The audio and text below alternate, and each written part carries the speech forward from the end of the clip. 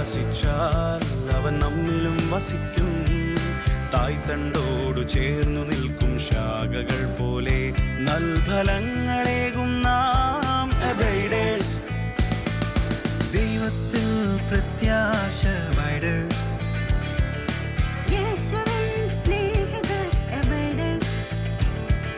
സഭയുടെ സമ്പത്ത് അബൈഡേഴ്സ്. ലോകത്തിൻ രക്ഷകർ അബൈഡേഴ്സ്. യേശുവിനായി ഉണരാം, ചിന്തിക്കാം, യേശുവിനായി ജീവിതമേകിടാം, യേശുവിൽ പ്രാർത്ഥനയാൽ പ്രവൃത്തികൾ നൽകാം. യേശുവിനായി ഉണരാം, ചിന്തിക്കാം, യേശുവിനായി ജീവിതമേകിടാം, യേശുവിൽ പ്രാർത്ഥനയാൽ പ്രവൃത്തികൾ നൽകാം.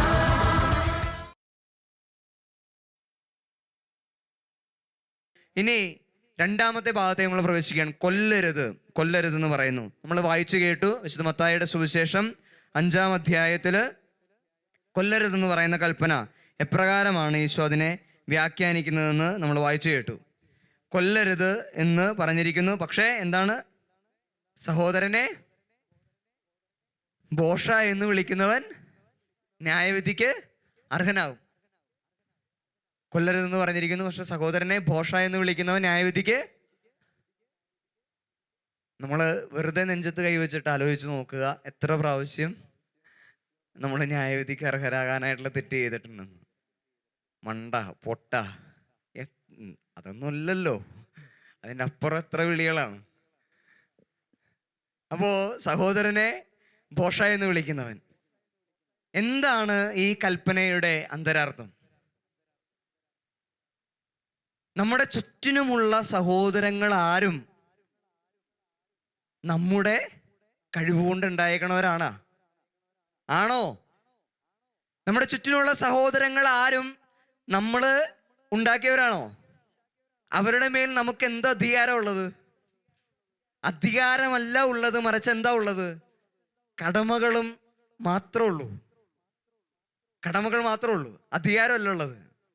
ഈ അധികാരം എന്ന് പറയുന്ന സംഭവം എന്താണെന്ന് ഈശോ പറഞ്ഞു വെക്കുന്നുണ്ട്. നിങ്ങളിൽ ആരെങ്കിലും ഏതെങ്കിലും തരത്തിൽ നിങ്ങളുടെ സഹോദരന് മേൽ അധികാരം പ്രയോഗിക്കാനായിട്ട് കിട്ടിക്കഴിഞ്ഞാൽ നിങ്ങൾ എന്തായി തീരണമെന്നാണ് പറഞ്ഞിരിക്കുന്നത്? നിങ്ങൾ അവൻ്റെ ശുശ്രൂഷകനായിരിക്കുക. ശുശ്രൂഷകൻ, ഇതാണ് അധികാരം. അധികാരം എന്ന് പറയുന്നത് ശുശ്രൂഷയാണ്. അപ്പം അതുകൊണ്ട് തന്നെ നമ്മുടെ ചുറ്റിനുമുള്ള സഹോദരങ്ങളെല്ലാവരും, നമ്മുടെ ചുറ്റിനുമുള്ള മനുഷ്യരെല്ലാവരും ദൈവത്തിൻ്റെ സൃഷ്ടിയാണ്. അതുകൊണ്ടാണ് അവൻ്റെ ജീവന് മേലും അവൻ്റെ ആത്മാവിൻ്റെ മേലും മനസ്സിൻ്റെ മേലും ഒന്നും എനിക്ക് അധികാരമില്ലാത്തത് കൊണ്ടാണ് ഞാൻ അവനെ ദൈവത്തിന് ഇഷ്ടപ്പെടാത്ത രീതിയിൽ എന്തെങ്കിലും വിളിച്ചാൽ, വേദനിപ്പിച്ചാൽ ഒക്കെയും തിന്മയായിട്ട് മാറുന്നത്. കാരണം അവൻ്റെ മേൽ എനിക്കൊരു അധികാരവും ഇല്ല, ദൈവത്തിനാണ് അധികാരം. എൻ്റെ സഹോദരൻ്റെ മേൽ അധികാരമുള്ളത് ആർക്കാണ്? ദൈവത്തിനാണ്. അതുകൊണ്ടാണ് ഈ സഹോദരനെ വേദനിപ്പിക്കരുത് എന്ന് പറയുന്ന കൽപ്പനക്ക് പ്രാധാന്യം. അത് നമ്മളതിൻ്റെ ഉദ്ദേശ്യം മനസ്സിലാക്കുക. എന്താണ് കർത്താവ് പറയുന്നത്? ഒരു സഹോദരൻ്റെ മേൽ എനിക്ക് അധികാരം ഉണ്ടാകുന്നത് ദൈവം തന്നതാണ്. അപ്പോൾ ദൈവത്തിൻ്റെ മകനും മകളുമായത് കൊണ്ട് നമുക്ക് ആർക്കും ഒരാളെയും വേദനിപ്പിക്കാൻ അവകാശമില്ല. ഇതാണ് കർത്താവ് ആഗ്രഹിക്കുന്ന ഒരു കാര്യം. അപ്പം നമ്മുടെ സഹോദരങ്ങളെ ഒരു കാരണവശാലും വേദനിപ്പിക്കാൻ ഇടയാകരുത്. നിങ്ങൾ സുവിശേഷങ്ങൾ എടുത്ത് നോക്കിക്കഴിഞ്ഞാൽ വളരെ രസകരമായിട്ടുള്ള ഒരു കാര്യം നിങ്ങൾ കാണും. ധൂർത്തപുത്രൻ്റെ ഉപമ നിങ്ങൾ കേട്ടിട്ടില്ലേ? ധൂർത്തപുത്രൻ്റെ ഉപമ, ലൂക്കായുടെ സുവിശേഷത്തിൽ ധൂർത്തപുത്രൻ്റെ ഉപമ വായിക്കുമ്പോൾ ഏറ്റവും ഒടുവിലേക്ക് വരുമ്പോൾ ധൂർത്തപുത്രൻ ഇത്രയും പാപമൊക്കെ ചെയ്ത് അത്രത്തോളം മോശമായ അവസ്ഥയിൽ നിന്ന് വീട്ടിലേക്ക് വരുമ്പോൾ ധൂർത്തപുത്രനെ കർത്താവ് എന്താ ചെയ്യണം? പിതാവായ ദൈവം എന്താ ചെയ്യുന്നേ?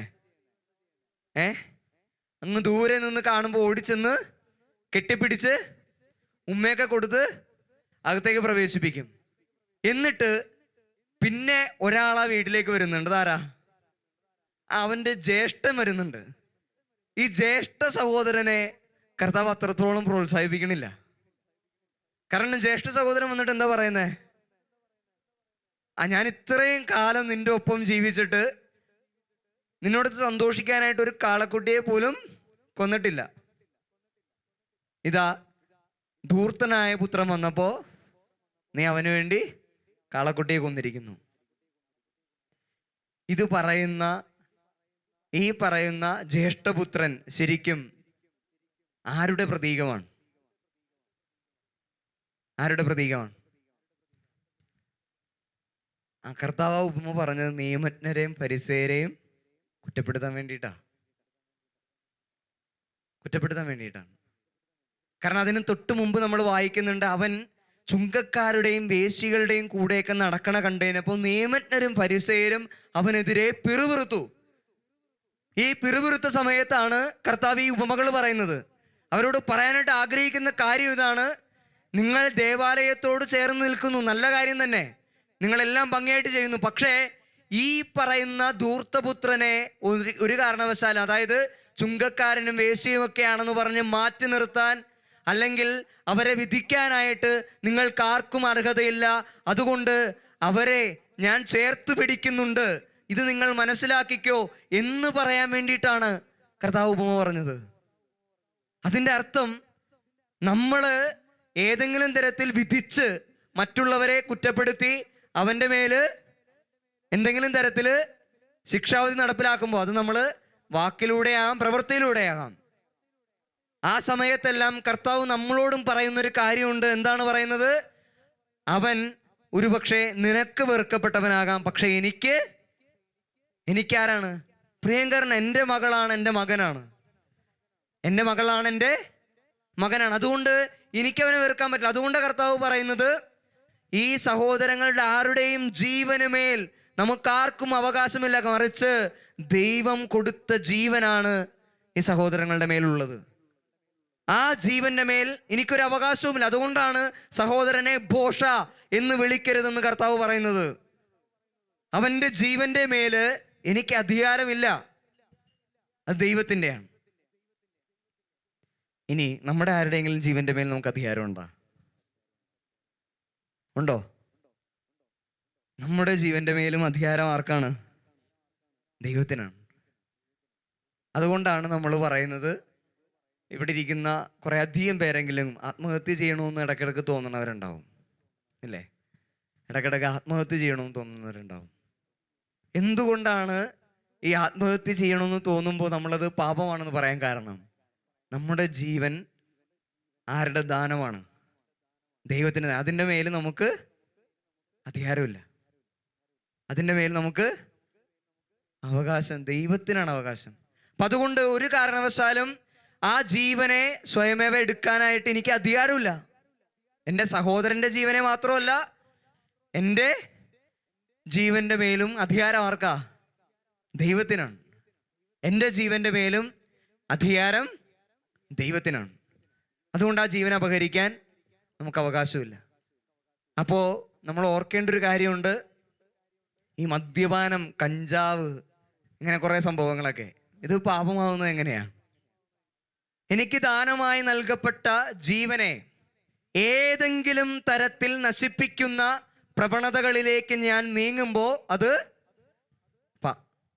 പാപമായിട്ട് മാറും. ഒന്ന് കണ്ണടച്ചേ, വെറുതെ വയറ്റിൽ കൈയൊന്ന് പിടിച്ചേ. ഈ നമ്മുടെ ശരീരത്തിലെ, ഇവിടെ നഴ്സിങ്ങിനൊക്കെ പഠിക്കുന്നവരുണ്ടാവും, ഡോക്ടറാകാൻ പഠിച്ചവരൊക്കെ ഉണ്ടാവും, എനിക്കറിഞ്ഞൂടാ. ഇതിനകത്ത് ഭയങ്കരമായിട്ടുള്ളൊരു സിസ്റ്റം ഉണ്ട് അല്ലേ? കുടലുകൾ,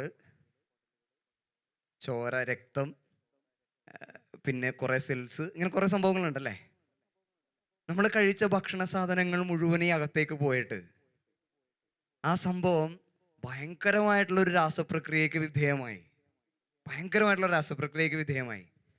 എനർജി ആയിട്ട് കൺവേർട്ട് ചെയ്യപ്പെട്ട് കഴിഞ്ഞു, നമ്മൾ അറിഞ്ഞില്ല.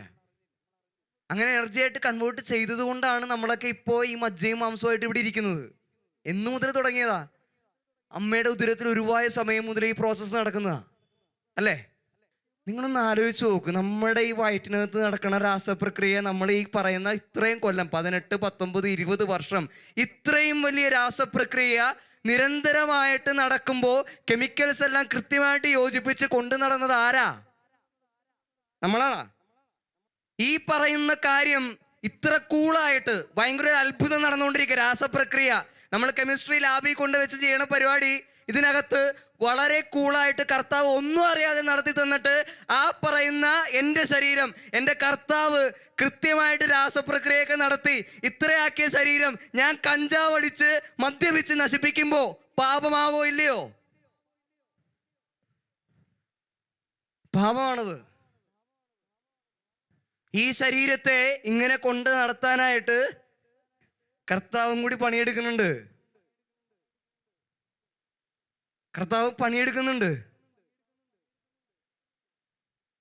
അപ്പൊ അതുകൊണ്ട് നമ്മൾ ഓർക്കേണ്ട ഒരു കാര്യം, നമ്മുടെ ഈ ശ്വസിക്കുന്ന സാധനം മുതൽ ഈ ശരീരത്തിലുള്ള ഓരോ സാധനം ഇങ്ങനെ ബിൽഡപ്പ് ചെയ്യാനായിട്ട് പുള്ളിക്കാരനും കൂടി പണിയെടുക്കുന്നുണ്ട്. അതുകൊണ്ട് ആ ശരീരത്തെ നശിപ്പിക്കാൻ എനിക്ക് അധികാരമുണ്ടോ? ഇല്ല. കഞ്ചാവടിച്ചും മദ്യപിച്ചും ഒക്കെ ഈ ശരീരത്തെ നശിപ്പിക്കാനുള്ള അധികാരം എനിക്കില്ല. അങ്ങനെ മാത്രമല്ല, അനാവശ്യമായിട്ട് മെഡിസിൻസ് എടുത്ത് ഒന്നും ഈ ശരീരത്തെ നശിപ്പിക്കാൻ എനിക്ക് അധികാരമില്ല. കാരണം എൻ്റെ ശരീരത്തെ ഈ രീതിയിൽ പരിപോഷിപ്പിക്കാനായിട്ട് എൻ്റെ കർത്താവ് പണിയെടുക്കുന്നുണ്ട്. അവൻ മോളിൽ നിന്ന് വിചാരിക്കുന്നതുകൊണ്ടാണ് ഇങ്ങനെ ഇരിക്കുന്നത്. നമ്മുടെ കഴിവൊന്നുമല്ല. അതുകൊണ്ടാണ് പറയുന്നത്, ഈ ശരീരത്തിൻ്റെ മേൽ ദൈവത്തിനാണ് അധികാരം. ഈ ശരീരത്തിൻ്റെ മേൽ ആർക്കാ അധികാരം? ദൈവത്തിനാണ് അധികാരം. അതിനെ നശിപ്പിക്കാനായിട്ട് ഒരു തരത്തിലും എനിക്ക് അവകാശവും അധികാരവും ഇല്ല. ഇത് നമ്മൾ തിരിച്ചറിയണം. അതുകൊണ്ട് ആരൊക്കെ എന്തൊക്കെ നിയമം ഉണ്ടാക്കിയാലും ശരീരത്തെയോ ജീവനെയോ നശിപ്പിക്കുന്ന ഒരു തരത്തിലുമുള്ള പ്രവൃത്തിയിൽ നമ്മൾ പങ്കുകാരാകരുത്. ഭ്രൂണഹത്യ പാപമാണെന്ന് തിരിച്ചറിയുക. നാട്ടുനടപ്പനുസരിച്ചിട്ട് പലരും പറയും ഇതിനകത്തൊക്കെ എന്ത് പാപമുണ്ട്. നിങ്ങളൊന്ന് ആലോചിച്ച് നോക്കുക. ഇതിൻ്റെ എല്ലാം പ്രോസസ്സ് ഇനിയിപ്പോൾ ഞാൻ വർണ്ണിച്ചു തരേണ്ട ആവശ്യമൊന്നുമില്ല. നിങ്ങളെല്ലാവരും ഇതിനെക്കുറിച്ച് അറിവുള്ളവരാണ്. എത്രത്തോളം പ്ലാനിങ്ങോടുകൂടി രൂപപ്പെടുന്നതാണ് ഒരു ജീവൻ, നിങ്ങൾ ആലോചിച്ചിട്ടുണ്ടോ? ഇതെങ്ങനെയാണ് ജീവൻ ഉണ്ടാകുന്നതെന്നൊക്കെ നമുക്കറിയാം. എത്രത്തോളം പ്ലാനിങ് ഉണ്ടാകും. കാരണം ഞാൻ നേരത്തെ പറഞ്ഞ പോലെ ശരീരത്തിൽ നടക്കുന്ന ഈ രാസപ്രക്രിയ പോലെ തന്നെ ഒരു ജീവൻ ഉണ്ടാവുന്ന പ്രോസസ്സ് വലിയൊരു അത്ഭുതമാണ്, മിറക്കിളാണ്. അതങ്ങനെ അത്രത്തോളം ഒരു മിറക്കിളായിട്ട് ദൈവത്തിൻ്റെ പ്ലാൻ അല്ലാതെ നമ്മുടെ ആരുടെയെങ്കിലും കഴിവുകൊണ്ടുണ്ടാകുന്നതാണോ ജീവൻ? ആണോ? ഒരു 10-12 വർഷം മക്കളില്ലാത്തവര് ഈ ധ്യാന കേന്ദ്രത്തിലൊക്കെ ഒന്ന് പ്രാർത്ഥിച്ച് മക്കളുണ്ടായിട്ട് അവരോട് ചെന്ന് നിങ്ങൾ ചോദിക്ക്, ജീവൻ ആര് തരുന്നതാണെന്ന് ചോദിക്കുക. അപ്പൊ അവര് പറയും, എൻ്റെ കുഞ്ഞിനെ ദൈവം തന്നതാ. ഞങ്ങളൊക്കെ ഈ പറയുന്ന ഇന്റർകോഴ്സ് പല പ്രാവശ്യം നടത്തിയിട്ടുണ്ടായില്ല. കൊച്ച് ദൈവം ആഗ്രഹിച്ചപ്പോഴാ കൊച്ചുണ്ടായത്. 14, 15, 18 വർഷം കഴിഞ്ഞ് കുഞ്ഞുങ്ങൾ ഉണ്ടാകുന്ന അപ്പനും അമ്മയോടും ചെന്ന് ചോദിക്ക്, ആരാണ് ജീവൻ നൽകുന്നതെന്ന്. അവര് പറയും, എന്തെന്ന് പറയും? ദൈവം തന്നാ. ഈ ജീവൻ ദൈവത്തിന്റെ ദാനമാണ്. ഈ അവബോധം ഉണ്ടെങ്കിൽ ആരൊക്കെ എന്തൊക്കെ പറഞ്ഞു കഴിഞ്ഞാലും ഈ ജീവനെ അപഹരിക്കാൻ നമ്മൾ പോകില്ല. അതുകൊണ്ട് തന്നെ ഗർഭപാത്രത്തില് പുരുഷന്റെ ബീജവും സ്ത്രീയുടെ ബീജവും സംയോജിക്കുന്ന ആ മൊമെന്റ് മുതല് ജീവനാണത്. അതിനെ നശിപ്പിക്കാൻ നമുക്ക് ആർക്കും അധികാരമില്ല. ഒരു കാരണവശാലും അതിനെ നശിപ്പിക്കാൻ അധികാരമില്ല. പ്രിയമുള്ളവരെ, അതുകൊണ്ട് നിസ്സാരമായിട്ട് ഇതിനെ ഒന്നും നമ്മൾ കാണരുത്. നിസ്സാരമായി കാണരുത്. നമ്മൾ കൊല്ലരുതെന്നൊക്കെ പറയുമ്പോൾ നമ്മൾ ഈ ഗർഭപാത്രത്തിൽ വെച്ച് നടത്തുന്ന കാര്യം അതൊരു വലിയ കൊലപാതകമാണ്. ഭ്രൂണഹത്യ എന്ന് പറയുന്നത് തിരിച്ചറിയുക. ഭ്രൂണഹത്യ കൊലപാതകം തന്നെയാണ്. അതിനെക്കുറിച്ചിട്ടുള്ള അവബോധം നമുക്കുണ്ടാകണം. നമ്മൾ സാധാരണ പറയുന്ന ദയാവധം അല്ലേ? ദയാവധത്തെ കുറിച്ച് പറയാറില്ലേ? ഇപ്പോൾ എല്ലായിടത്തും ദയാവധം ഇങ്ങനെ ലീഗലൈസ് ചെയ്യാനായിട്ടുള്ള പരിപാടികൾ നോക്കിക്കൊണ്ടിരിക്കുക. അപ്പോൾ ദയാവധത്വം നടത്താമോ എന്നുള്ളൊരു ചോദ്യം. ദയാവധം നടത്താമോ? പാടില്ല. ദൈവത്തിൻ്റെ ഞാൻ അണക്കര ധ്യാന കേന്ദ്രത്തിൽ റിട്രീറ്റിന് പോയായിരുന്നു ഒരു പ്രാവശ്യം. അണക്കര ധ്യാന കേന്ദ്രത്തിൽ അവിടെ നടന്നൊരു സംഭവം ഇപ്രകാരമാണ്. കോമ സ്റ്റേജിലായിരിക്കുന്ന ഒരാൾ, കോമ സ്റ്റേജ് എന്ന് പറഞ്ഞാൽ ക്യാൻസർ രോഗം വന്നിട്ട് ഡോക്ടേഴ്സ് എല്ലാം ഇനി ഒരു കാരണവശാലും രക്ഷയില്ല, വെറുതെ ഈ പറയുന്ന കട്ടിലേൽ ജീവചവമായിട്ട് കിടക്കുന്ന ഒരാൾ, മരിക്കാൻ മാത്രമായിട്ട് കിടക്കുന്ന ഒരാൾ, മെഡിസിൻസ് ഒന്നും കൊടുത്തിട്ട് ഇനി ഒരു കാര്യമില്ലെന്ന് ഡോക്ടേഴ്സ് വിധി എഴുതി അങ്ങനെയുള്ള ഒരാളെയും കൊണ്ട് ധ്യാനകേന്ദ്രത്തിൽ വന്നിരിക്കുക. അങ്ങനെയുള്ള ഒരാളെയും കൊണ്ട് ധ്യാനകേന്ദ്രത്തിൽ വന്ന് ഏറ്റവും പുറകിൽ കിടത്തിയിരിക്കുകയാണ്. പ്രാർത്ഥനകളെല്ലാം കഴിഞ്ഞപ്പോൾ ഈ ഡൊമിനിക് അച്ഛൻ അങ്ങ് ധ്യാനകേന്ദ്രത്തിൻ്റെ അവസാനത്തേക്ക് ചെന്നു. എൻ്റെലേക്ക് അവിടെ അങ്ങേറ്റത്തേക്ക് ചെന്നിട്ട് ഈ മനുഷ്യന് വേണ്ടി പ്രാർത്ഥിക്കുകയാണ്. പ്രാർത്ഥിച്ച് കുറേ അധികം പേര് ഒരുമിച്ച് നിന്നങ്ങ് പ്രാർത്ഥിക്കാൻ തുടങ്ങി. അവരെല്ലാവരും ഒരുമിച്ച് നിന്ന് പ്രാർത്ഥിച്ചു. അച്ഛൻ പ്രാർത്ഥിച്ച് തിരിച്ചു പോരുന്ന് കഴിയുമ്പോഴേക്കും കാണുന്ന കാഴ്ച, ഈ മരിക്കാൻ കിടക്കുന്ന ആൾ എഴുന്നേറ്റ് അച്ഛൻ്റെ പുറകെ പോരുക.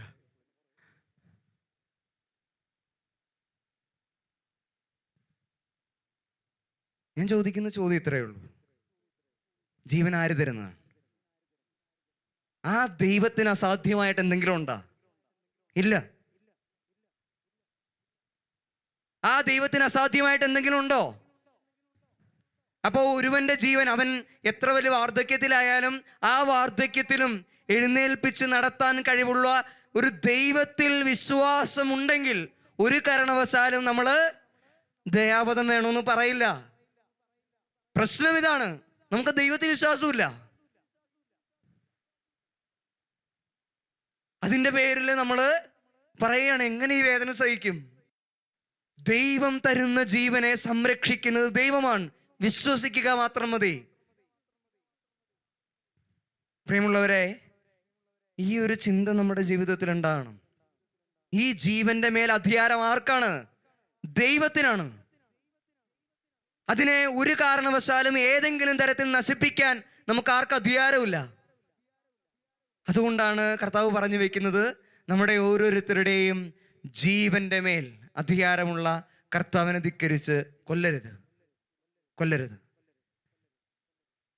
ഇതിൻ്റെ ഒപ്പം ഞാൻ കൂട്ടിവെക്കുന്ന ഒരു കാര്യമുണ്ട്. ഞാൻ നേരത്തെ പറഞ്ഞില്ല, എല്ലാ പ്രമാണങ്ങളും കൊല്ലരുതെന്ന് പറയുമ്പോൾ ചെയ്യാതിരിക്കുക എന്നുള്ളത് മാത്രമല്ല, പിന്നെന്താ, ചെയ്യണം എന്നുള്ളൊരർത്ഥം കൂടിയുണ്ട്. എന്ത് ചെയ്യണം? ജീവനെ സംരക്ഷിക്കാനായിട്ടുള്ള കടമ. എൻ്റെ സഹോദരൻ്റെ ജീവനെ സംരക്ഷിക്കാനുള്ള കടമ ആർക്കുണ്ട്? എനിക്കുണ്ട്. അതുകൊണ്ടാണ് കായേൻ്റെ സംഭവം നമുക്കറിയാം അല്ലേ? കായേനോട് ദൈവം ചോദിച്ച ചോദ്യം എന്താ? കായേനോട് ദൈവം ചോദിച്ച ചോദ്യം എന്താണ്? നിന്റെ സഹോദരൻ. കായൻ പറഞ്ഞ ഉത്തരം എന്താ? ഞാൻ എൻ്റെ സഹോദരൻ്റെ. കർത്താവ് ചോദിച്ച ചോദ്യത്തിനും കായൻ കൊടുത്ത ഉത്തരവും, ഞാൻ എൻ്റെ സഹോദരൻ്റെ കാവൽക്കാരനാണോ? ആണ്. അതുകൊണ്ടാണ് കർത്താവ് കായനോട് ചോദിക്കുന്നത്, നിന്റെ സഹോദരൻ എവിടെ? നിന്നെപ്പോലെ തന്നെ നിന്റെ അയൽക്കാരനെ സ്നേഹിക്കണമെന്ന് പറയുമ്പോൾ, നല്ല സമറിയാക്കാരൻ്റെ ഉപമ പറയുമ്പോഴൊക്കെ കർത്താവ് പറയുന്നൊരു കാര്യമുണ്ട്, നിന്റെ ചുറ്റിനുമുള്ള മനുഷ്യരുടെ ജീവൻ നിന്റെ കൂടി കടമയാണ് അതിനെ സംരക്ഷിക്കുക എന്നുള്ളത്. ഈ പ്രളയ കാലഘട്ടത്തിൽ നമ്മളെല്ലാം മൊബൈലൊക്കെ ഉപയോഗിച്ച് സോഷ്യൽ മീഡിയ ഉപയോഗിച്ച് ഗെയിമൊക്കെ കളിച്ചിരിക്കുന്ന സമയത്ത് അനേകര് ഈ പ്രളയത്തിൽ മുങ്ങി മരിക്കുന്ന സമയത്ത് ഈ പറയുന്ന ഫോൺ ഉപയോഗിച്ചെങ്കിലും ആരെയെങ്കിലും രക്ഷിക്കാനും സഹായിക്കാനും ഒരു ചെറുവിരൽ അനക്കാത്ത ആരെങ്കിലും ഈ കൂട്ടത്തിലുണ്ടെങ്കിൽ അവൻ മാരക പാപിയാണ്. എൻ്റെ ചുറ്റിൽ നടന്ന കാര്യമാണ് ഈ പറയുന്നത്. എൻ്റെ അടുത്തുള്ള വീട്ടിലോ എൻ്റെ ഈ പരിസര പ്രദേശങ്ങളിലോ ഒക്കെ പ്രളയം വന്ന് ഓരോ മനുഷ്യൻ്റെയും ജീവൻ അപകരിച്ചുകൊണ്ട് പോകുമ്പോൾ ഞാൻ വെറുതെ ഇരുന്നിട്ടുണ്ടെങ്കിൽ ഞാൻ മാരക പാപിയാണ്. ഞാൻ കളിച്ചിരുന്നിട്ടുണ്ടെങ്കിൽ, ഞാൻ ഗെയിം കളിച്ചിരുന്നിട്ടുണ്ടെങ്കിൽ, ഞാൻ വെറുതെ സോഷ്യൽ മീഡിയ നോക്കി സുഖിച്ചിരുന്നിട്ടുണ്ടെങ്കിൽ ഞാൻ മാരക പാപിയാണ്. അതും കൂടി നമ്മൾ ഓർക്കണം. ഫ്രാൻസിസ് മാർപ്പാപ്പ ഇപ്പൊ പറയുന്ന ഏറ്റവും വലിയ പാപം എന്ന് പറയുന്നത് നിസ്സംഗതയാണ്. നിസ്സംഗത. എൻ്റെ സഹോദരങ്ങൾ വേദനിക്കുന്ന സമയത്തും ഞാൻ സുഖിച്ച് കഴിയുന്നുണ്ട്, ഞാൻ അലസമായി കഴിയുന്നുണ്ട് എങ്കിൽ ഞാൻ മാരകപാപിയാണെന്നാണ് പറയുന്നത്. എൻ്റെ സഹോദരങ്ങളുടെ ജീവൻ അപകടത്തിലായിരിക്കുന്ന സമയത്ത് ഞാൻ നോക്കി നിൽക്കുന്നുണ്ടെങ്കിൽ മാരക പാപമാണ്. നമ്മളൊക്കെ വഴിയിലൊക്കെ ആരെങ്കിലുമൊക്കെ വേദനിച്ച് കിടക്കുമ്പോൾ മൊബൈലായിട്ട് പോയിട്ട് എന്ത് ചെയ്യും? വീഡിയോ എടുത്ത് പോസ്റ്റ് ചെയ്യാനായിട്ടുള്ള ധൃതിയാണ്. അവനെ രക്ഷിക്കാനായിട്ട് ഒരു ചെറുവിരൽ അനക്കാതിരുന്നാൽ മാരക പാപിയാണ്. അവനെ കൊല്ലുന്നതിന് തുല്യമാണത്. തിരിച്ചറിയാം. നമ്മൾ ഉപേക്ഷയാൽ ചെയ്യുന്ന പാപം. നമ്മൾ കുമ്പസാരത്തിൽ പലപ്പോഴും ഇങ്ങനത്തെ പാപം പറയില്ല, നമ്മൾ പറയാറില്ല. പക്ഷെ ക്രിസ്ത്യാനി എന്ന നിലയിൽ ഇത് മാരകമാണ്. കാരണം 10 കൽപ്പനകൾ ഈശോ വ്യാഖ്യാനിക്കുമ്പോൾ പറയുന്നു, 1 മൈൽ ദൂരം നടക്കാൻ ആഗ്രഹിക്കുന്നതിനോടുകൂടെ 2 മൈൽ ദൂരം നടക്കുക. സംരക്ഷണം നമ്മുടെ കടമയാണ്. ജീവനെ സംരക്ഷിക്കുക. നമ്മുടെ ചുറ്റിനുള്ള മനുഷ്യരുടെ ജീവന് നമ്മൾ കൂടി കാവൽക്കാരാണ്. കാരണം ദൈവത്തിൻ്റെ മക്കളാണെല്ലാം, സഹോദരങ്ങളാണ്. നമ്മുടെ ചുറ്റിനുള്ള മനുഷ്യരുടെ കാവൽക്കാരാണ് നമ്മൾ. അതുകൊണ്ടാണ് കായനോട് ചോദിക്കുന്നത്, നിന്റെ സഹോദരൻ എവിടെ? കാവൽക്കാരാണ് നമ്മൾ. കാവൽക്കാരൻ. ജീവനെ കാത്തു സൂക്ഷിക്കാൻ കടമയുണ്ട്. എൻ്റെ സഹോദരൻ്റെ ജീവനെ കാത്തു സൂക്ഷിക്കാൻ എനിക്ക് കടമയുണ്ട്. അപ്പം അതുകൊണ്ട് ഇതുകൂടി പാപങ്ങളുടെ ലിസ്റ്റിൽ പെടുത്തണം. എനിക്ക് എൻ്റെ സഹോദരങ്ങളെ രക്ഷിക്കാൻ കിട്ടിയ അവസരം. എൻ്റെ സഹോദരൻ പട്ടിണി കിടക്കുന്ന സമയത്ത് എൻ്റെ കയ്യിൽ കുമിഞ്ഞുകൂടി പൈസ ഉണ്ട്, സഹായിച്ചില്ല, അവൻ പട്ടിണി കിടന്ന് ചത്തുപോയി. ഞാൻ മാരകപാപത്തിലാണ്, ഞാൻ കൊലപാതകം ചെയ്യുന്നത്, ഞാൻ കൊടുക്കാതിരുന്നതിനാ. ഇതുകൂടി നമ്മൾ കുറിച്ച് വെക്കണം പാപത്തിൽ. എത്രയോ പേരുടെ ജീവനെ ചിലപ്പോൾ നമ്മുടെ നിസ്സംഗത കൊണ്ട്, നമ്മൾ മൈൻഡ് ചെയ്യാത്തത് കൊണ്ട്. നിങ്ങൾ ആലോചിച്ചിട്ടുണ്ടോ? അതിൻ്റെയൊക്കെ ഒരു എക്സ്റ്റൻഷൻ പോകുമ്പോൾ നമ്മളൊന്ന് ആലോചിക്കുന്നത് നല്ലതാ. ഈ പറയുന്ന കൊല്ലരുതെന്ന് പറയുന്നതിൻ്റെ എക്സ്റ്റൻഷൻ, അല്ലെങ്കിൽ മാതാപിതാക്കളെ ബഹുമാനിക്കണം എന്നൊക്കെ പറയുമ്പോൾ നമ്മുടെ ചുറ്റിനും നിറമില്ലാത്തതിൻ്റെ പേരിൽ നമ്മൾ മാറ്റി നിർത്തി എത്ര പേരുണ്ട്? നിരാശയുടെ പടുകുഴിയിലേക്ക് എത്ര പേരെ തള്ളിവിട്ടുണ്ട്? നിറമില്ലാത്തതിൻ്റെ പേരിൽ റെസ്പെക്റ്റ് കൊടുക്കാത്തവർ, പണമില്ലാത്തതിൻ്റെ പേരിൽ റെസ്പെക്റ്റ് കൊടുക്കാത്തത്, ഏതെങ്കിലും തരത്തിൽ. അപ്പോൾ ഇങ്ങനെ നമ്മൾ മാറ്റി നിർത്തുമ്പോഴൊക്കെ നമ്മൾ ഓർക്കേണ്ട ഒരു കാര്യം, ദൈവത്തിൻ്റെ ജീവനെയാണ് നമ്മൾ അപമാനിക്കുന്നത്. കഴിവില്ലാത്തതിൻ്റെ പേരിൽ മാറ്റി നിർത്തിയേക്കണത് എത്ര പേരെ? നിറമില്ലാത്തതിൻ്റെ പേരിൽ, കഴിവില്ലാത്തതിൻ്റെ പേരിലൊക്കെ അങ്ങ് മാറി നിൽക്കടാ എന്ന് പറയുന്ന നമ്മുടെ സ്വഭാവം പാപമാണ്. കാരണം നിറമില്ലാത്തതും കഴിവില്ലാത്തതും ഒക്കെയും ദൈവത്തിൻ്റെ മകനും മകളുമാണ്. ഗിവ് റെസ്പെക്റ്റ്, ആദരിക്കണം.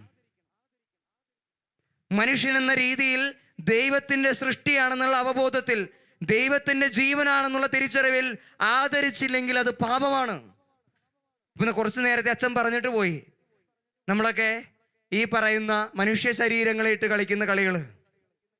നമ്മൾ ഓർക്കേണ്ട ഒരു കാര്യം ഇത്രയേ ഉള്ളൂ.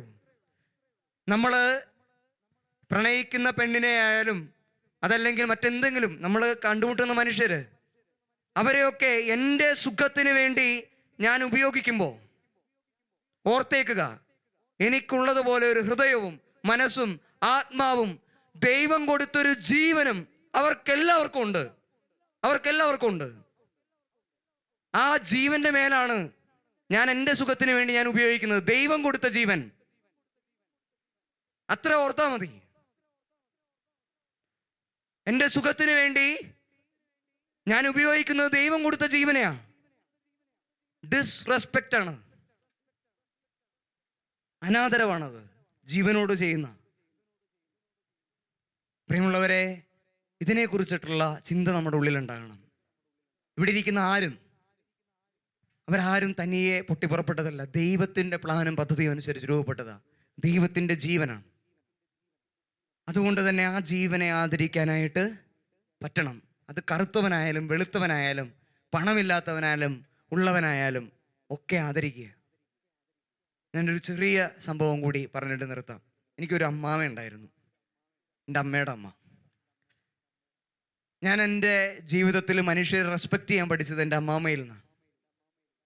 വീട്ടിൽ ധാരാളം ഭിക്ഷക്കാരെന്ന് നമ്മൾ പറയുന്നവർ, എൻ്റെ അമ്മാമ്മ ഒരിക്കലും അങ്ങനെ വിളിക്കാൻ സമ്മതിക്കത്തില്ലായിരുന്നു. ഭിക്ഷക്കാരെന്ന് വിളിക്കരുത്. അവർ വീട്ടിലേക്ക് വരുന്ന സമയത്ത് ഞാൻ ഇങ്ങനെ വിളിച്ചു പറയുമ്പോൾ, പിച്ചക്കാരൻ വന്നിട്ടുണ്ട് അമ്മമ്മേ അല്ലെങ്കിൽ അമ്മയെന്ന് പറയുമ്പോൾ, എൻ്റെ അമ്മാമ്മ എന്നെ കറക്റ്റ് ചെയ്യുമായിരുന്നു. എന്നിട്ട് പറയും, ചേട്ടാന്ന് അല്ലെങ്കിൽ ചേച്ചി എന്ന് വിളിക്കണം. ചേട്ടാന്നല്ലെങ്കിൽ ചേച്ചി എന്ന് വിളിക്കണം. അങ്ങനെ വീട്ടിലേക്ക് വരുന്നവർക്കെല്ലാം വെച്ചു വിളമ്പിയ ഒരു അമ്മാമ്മയാണ് എൻ്റെ അമ്മാമ്മ. ഞായറാഴ്ചകളിൽ അമ്മാമ്മക്ക് ജോലി ഉണ്ടായിരുന്നു. അപ്പോൾ ഞായറാഴ്ച അവധിയാണ്. അവധിയാകുമ്പോൾ അമ്മാമ്മയുടെ ജോലി സ്ഥലത്തൊക്കെ ഉണ്ടായിരുന്ന കുറച്ച് ഇതുപോലത്തെ ഭിക്ഷക്കാർ അവർ ഞായറാഴ്ച വീട്ടിലേക്ക് വരും, 2-3 പേര്. അവർക്കെല്ലാവർക്കും വേണ്ടി അമ്മാമ്മ ഭക്ഷണം കരുതിയിട്ടുണ്ടാവും.